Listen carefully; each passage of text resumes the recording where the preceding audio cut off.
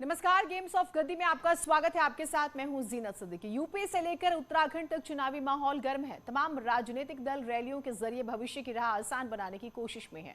BJP भी UP में पूरी ताकत लगा रही है। प्रधानमंत्री मोदी ने योगी को यूपी के लिए उपयोगी बताकर नई बिसात बिछाई और विरोधियों पर तीखे हमले बोले हैं।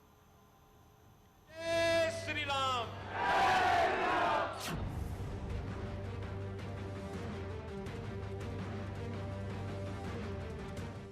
आज पूरे यूपी की जनता कह रही है,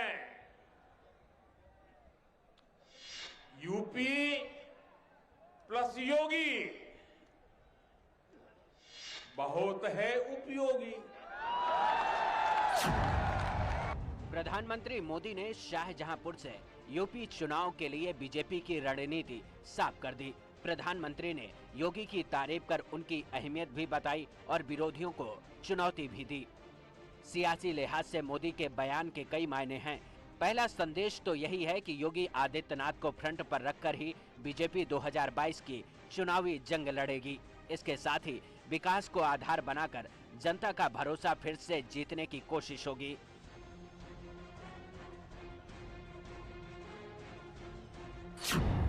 यूपी प्लस योगी, यूपी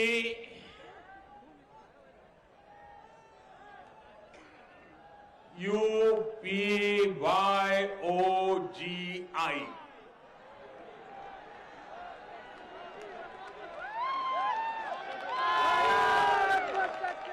यूपी प्लस योगी बहुत है उपयोगी।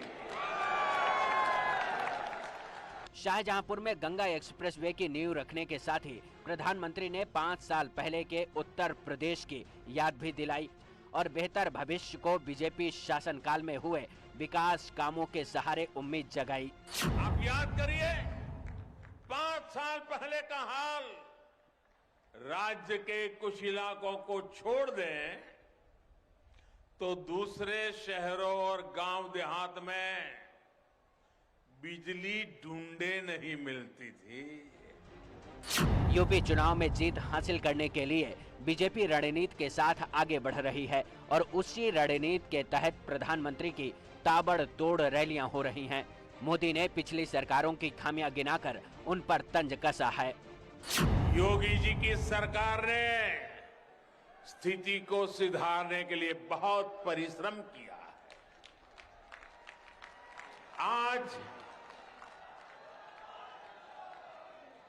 आज जब उस माफिया पर बुलडोजर चलता है,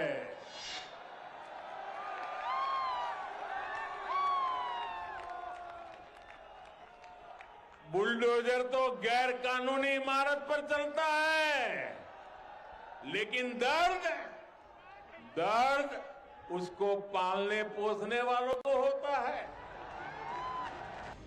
आचार संहिता लगने से पहले यूपी की राजनीति रैलियों के दौर से गुजर रही है। प्रधानमंत्री की तरह ही मुख्यमंत्री योगी भी विकास के आधार पर ही विरोधियों को कटघरे में खड़ा कर रहे हैं। इस देश के अंदर उन सभी मुद्दों को जो आजादी के बाद से जिनकी निरंतर उपेक्षा होती रहती थी, देश के गांवों का, देश के किसानों का, देश के नौजवानों का, देश के अंदर मातृशक्ति का, देश के अंदर श्रमिकों का, उन सबको सम्मान देते हुए देश की आस्था को भी सम्मान देने का कार्य अगर किसी ने किया है तो देश के यशस्वी प्रधानमंत्री आदरणीय नरेंद्र मोदी जी ने दिया है। यूपी चुनाव जीतने के लिए बीजेपी पूरा दम लगा रही है। जनता को लुभाने की कोशिश लगातार हो रही है। अब सवाल इसी बात का है कि कामयाबी किसे मिलेगी। Bureau report, network 18। आयकर विभाग की छापेमारी के बहाने उत्तर प्रदेश में वार पलटवार का नया दौर शुरू हो गया है। अखिलेश यादव ने इसे सरकार की घबराहट करार दिया, जबकि बीजेपी इसे सियासी चश्मे से ना देखने की नसीहत दे रही है।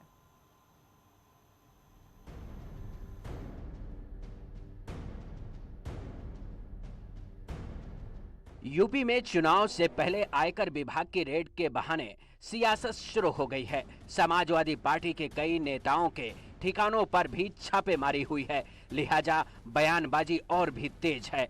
अखिलेश यादव ने बीजेपी पर तीखा हमला बोला है। समाजवादी पार्टी के मुखिया ने इस रेड के बहाने बीजेपी के साथ साथ कांग्रेस पर भी निशाना साधा है।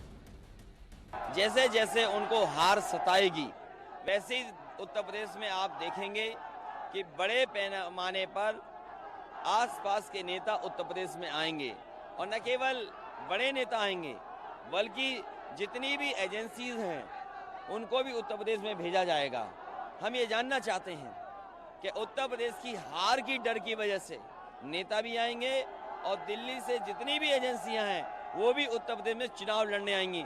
क्या इनकम टैक्स डिपार्टमेंट, क्या सीबीआई, ईडी, ये बहुत पुराने हथकंडे हैं। ये पहले हथकंडे कांग्रेस अपनाती थी, आज बीजेपी अपना रही है। ये जनता उत्तर प्रदेश की जानती है कि किस तरीके से अपने हार के डर से इन एजेंसियों को उत्तर प्रदेश में भेजा गया है। आयकर विभाग की छापेमारी सियासी रंग ले चुकी है। अखिलेश यादव इसे अपने तरीके से भुनाने की कोशिश में है, जबकि सरकार ने तमाम आरोपों को सिरे से खारिज कर दिया।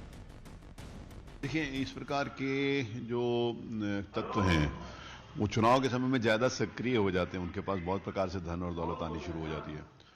तो विभाग ने अपने हिसाब से जो कुछ विचार विमर्श करके अपनी सूचना के ऊपर काम किया होगा, इसमें सरकार का कोई डायरेक्ट इंटरफेरेंस नहीं है।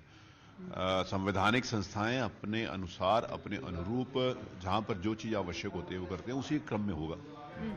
यूपी में चुनाव ज्यादा दूर नहीं है, लिहाजा राजनीतिक तौर पर हर मुद्दे को भुनाने की कोशिश हो रही है, मगर सवाल इस बात का है कि इसका चुनाव पर कितना असर पड़ेगा।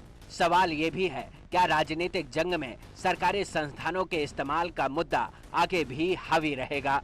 Bureau report, network 18। एक छोटा सा ब्रेक ले रहे हैं, कहीं मत जाइएगा।